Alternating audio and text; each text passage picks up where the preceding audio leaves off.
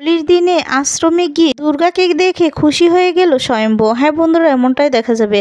বিস্তারিত জানতে ভিডিওটিতে লাইক দিয়ে সম্পূর্ণ দেখতে থাকো। গল্পের শুরুতেই দেখা যাবে দিব্যা কৌশিকীর কাছে যায়, আর তারপর দেখা যাবে কৌশিকীকে দিব্যা বলছে, তুমি একটা কথা ভেবে দেখো কৌশিকী, তোমার মেয়ে কাকন ওর বিয়েটা কিন্তু ভেঙে যেতে পারে। এই বলে চলে যেতে লাগে। কৌশিকী তখন বলে, এক মিনিট দিব্যা, বিয়েটা ভেঙে যাবে মানেটা কি? কে ভাঙবে? তুমি ভাঙবে?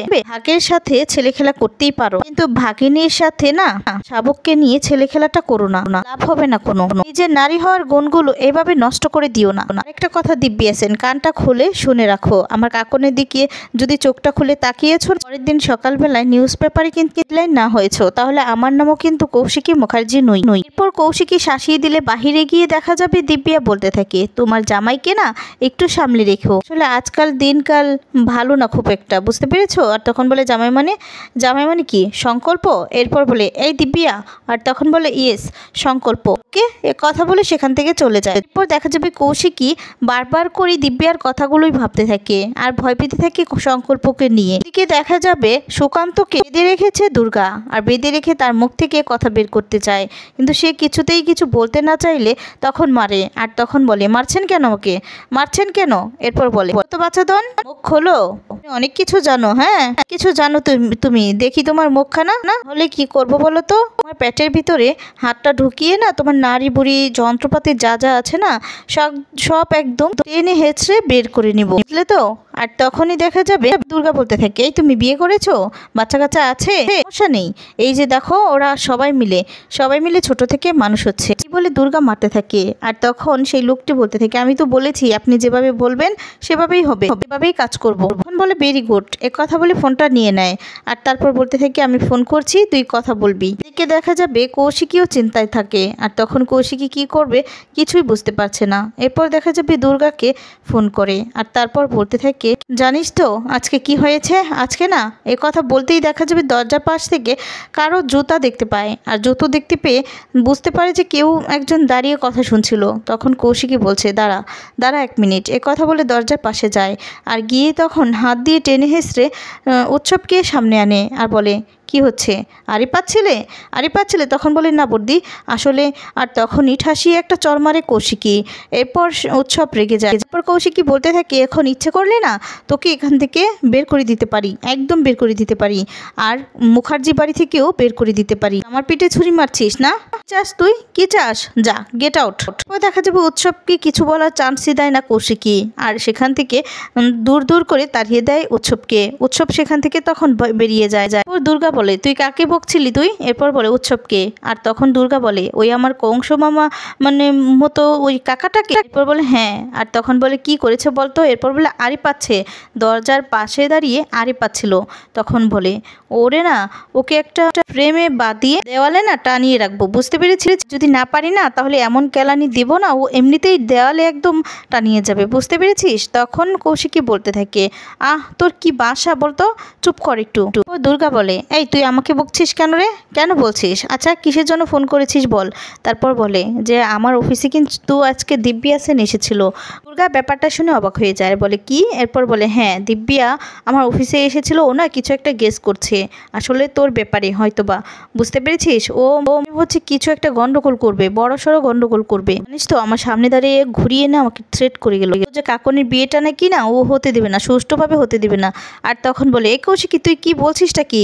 এরপর বলে, হ্যাঁ রে, না জামাইকেও কোনো একটা ক্ষতি করবে, সংকল্পকেও বলেছে এই বিয়েটা যেন না করে। আর তখন দুর্গা বলে, আরে কৌশিকী তুই চাপ নিস না, ওই সংকল্প কেন, পারলে না ওর মাটাকেও ধরে আমি আরেকটা বিয়ে দিয়ে দিব, বুঝলি তো? আমার নাম হচ্ছে দুর্গা, তুই একদম চাপ নিবি না। আপাতত একটা কাছের সামনে পেয়েছি, যে জানে জগদ্ধাত্রী আর দুর্গা মুখার্জিকে একসাথে দেখেছে, যে জানে যে জগদ্ধাত্রী আর দুর্গা মুখার্জি মা মেয়ে। তখন কৌশিকী কথাটা শুনে চমকে যায়, আর বলে, কি বলছিস কি তুই? আর তখন বলে, হ্যাঁ, বলে লোকটাকে চর মারে। কৌশিকী বলে, এই দুর্গা তুই কি বলছিস, কাকে মারছিস? তখন বলে, বাটাম। কি বলতো? একদম ফুল বাটাম, ওকে একদম বেঁধে উল্টো করে রাখবো। তখন সেই লোকটি বলতে থাকে, কি বলছেন কি আপনি? এরপর বলে, হ্যাঁ এবার বুঝতে পেরেছেন তো আমি কি করতে পারি? এখন দুর্গা বলে, এই কৌশিকী তুই চাপ নিস না, বুঝলি তো? দিব্যা সেন ওর সময় না ফুরিয়ে এসেছে, বুঝলি তো। দিব্যাকে এমন অবস্থা করব না যে ও বাড়ি ছেড়ে ওর সমস্ত কিছু ছেড়ে ও অনাথ আশ্রমে শিফট করবে। মোটে 5 দিন, বুঝলি। মা দুর্গা আসে মোটে 5 দিনের জন্য, আর এই দুর্গা আসে 360 দিনের জন্য। আচ্ছা তুই চাপ নিস না, বুঝতে পেরেছিস।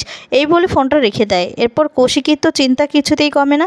কৌশিকী তারপরে গৌরীমাকে ফোন করে সংকল্পের আর কাকনের কথা জিজ্ঞেস করে যে ওরা কোথায় আছে। তখন বলতে থাকে ওরা তো একটু বেরিয়েছে, দুজনে মিলে ঘুরতে গিয়েছে। তখন দেখা যাবে কৌশিকী আর একটু চিন্তায় পড়ে যায়, আর তখন বলে আমার মনে হচ্ছে বড়সড় কিছু হবে, বুঝতে পেরেছিস। ওদেরকে না একটু ফোন করতো, আমি ফোনে পাচ্ছি না, মানে বুঝতেই পারছি না। ও একটু ফোন করে দেখতো, একটু খোঁজ খবর নে যে ওরা কোথায় আছে। এরপর বলে আচ্ছা বর্দি, ঠিক আছে, তুই চিন্তা করিস না। এ কথা বলে ফোনটা রেখে দেয়। এদিকে দেখা সংকল্প কাকনকে নিয়ে রোম্যান্স করতে থাকে। এরপর কাকনকে নিজের হাতে খাইয়ে দেয়, আর কাকন খুব খুশি হয়। তারপরে দেখা যাবে রোম্যান্স করতে থাকে। হঠাৎ করেই দেখা যাবে সংকল্পর ফোন আসে, আর তারপরে সেই ফোনটা রিসিভ করে জানতে পারে গৌরীমা। আর তখন বলে কি হচ্ছে, তোমরা কোথায়। এরপর বলে ও বুঝতে পেরেছি, তোমরা প্রেম করছো, তাই তো। ভালো প্রেম করা ভালো, হেলদি, খুব হেলদি, বুঝতে পেরেছো। তাছাড়া আমাদের বাড়ির মেয়েকে তুমি যখন ভালোবেসেছো, এর থেকে আর ভালো কিছুই হতে পারে না। যাই হোক, বর্দি তোমাকে খুঁজছে, একবার ফোন করে নাও। আর তখন বলে কে, কাকনের মাম্মি। এরপর বলে হ্যাঁ। এই বলে ফোনটা রেখে দেয়। তারপর দেখা যাবে কৌশিকীকে ফোন করে, আর তারপর কৌশিকীকে ফোন করলে কৌশিকী বলে আচ্ছা তোমরা কোথায় আছো, তোমরা বাড়িতে আছো তো। তোমাদের বাড়ির বাহিরে দেখো 2টো গাড়ি পাঠিয়ে দিয়েছি, গাড়ির নাম্বারগুলো টেক্সট করে পাঠিয়ে দিচ্ছি তোমাকে, বুঝতে পেরেছো। আর গাড়ির ভিতরে 2টো গাড়ির ভিতরেই কিন্তু 4টে করে গার্ড থাকবে। আর তখনই কথা শুনে অবাক হয়ে যায় সংকল্প, আর বলে গার্ড মানে কেন, কিসের জন্য, কি হয়েছে। এরপর বলে আমার মনে হচ্ছে বিপদ, বুঝতে পেরেছো। মুখার্জি বাড়ির মেয়েকে বিয়ে করছো, বিপদ তো হবেই, তাই তোমাকে একটু সাবধানে থাকতে হবে।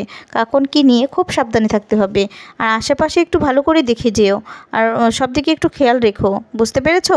এরপর দেখা যাবে সংকল্প বলতে থাকে আচ্ছা ঠিক আছে আন্টি, আপনি একদম চিন্তা করবেন না। এরপর ফোনটা রেখে দেয়। অন্যদিকে দেখা যাবে স্বয়ম্ভকে চিরঞ্জিত আর নন্দী এসে বলতে থাকে যে আপনাকে কিছু ইনফরমেশন দেওয়ার ছিল। তখন বলে আচ্ছা ঠিক আছে বলো। এরপর বলে আমরা নয়, ওই সুস্মিতা বলবে। এরপর দেখা যাবে আরেকজন ডিপার্টমেন্টের মেয়ে, আর সে বলতে থাকে আসলে স্যার আপনাকে মানে আমি একটা জিনিস লক্ষ্য করেছি, আপনাকে যেখান থেকে ফোন করা হচ্ছে বারবার করে, সে না আমার বলতে খারাপ লাগছে, কিন্তু আপনি যেই আশ্রমে ছিলেন সেই আশ্রমে আশেপাশে থেকেই ফোনটা করছে। কথাটা শুনে স্বয়ম্ভু অবাক হয়ে যায়, আর বলতে থাকে যে আমি শিওর যে এই ফোনটা আশ্রম থেকেই করছে, আর এমন সিম মানে এই সিমটা ফোন করে রেখে দিচ্ছে, আর সেই আশ্রম থেকেই ফোনটা করছে। তখন কথাটা শুনে অবাক হয়ে যায়, আর বলতে থাকে আপনি যদি একটু যেতেন তাহলে হয়তো বা ভালো হতো, তদন্ত যদি করতেন, ওয়ারেন্ট নিয়ে যেতেন। আর এই সমস্ত কথা শুনে তো অবাক হয়ে যায় স্বয়ম্ভু, আর তারপরই দেখা যাবে তাদেরকে ধমক দেয়। চিরঞ্জিত নন্দী সেখান থেকে চলে যায়, আর এদিকে সেই মেয়েটিকেও ধমক দিয়ে বলতে থাকে তোমরা কি ভুলে গিয়েছো, সেই আশ্রমে কিন্তু আমি বড় হয়েছি, ওনাকে আমি চার্জ কিছুতেই করতে পারি না, কারণ উনি কিন্তু আমি যখন প্রথমত চাকরিটা পেয়েছিলাম আমার স্ত্রীর জগদ্ধাত্রী মুখার্জি আর এই কালবাস মামা, উনি কিন্তু সব থেকে বেশি খুশি হয়েছিল, আর উনিই কিন্তু আমাকে লালন পালন সব কিছু করেছে, আর ওনার আশ্রমে গিয়ে আমি সার্চ করব, এ কথা বলে খুব বকাচকা করতে থাকে। তখন নন্দী চিরঞ্জিত তো সেখান থেকে চলে যায়, আর তারপর তাকেও সেখান থেকে চলে যেতে বলে, খুব রাগারাগি করে। আর তারপরে বলতে থাকে আসলে স্যার একটা কথা বলছিলাম, আপনি যদি একটু কোনো ডিপার্টমেন্ট নয়, কোনো ওয়ারেন্ট নয়, এমনিতেই যদি একটু যেতেন নিচে থেকে তাহলে ভালো হতো। আসলে এতদিন ধরে আপনাকে চিনেছি তো, কখনো আপনাকে এতটা রোড হতে দেখিনি, আজকেই দেখলাম।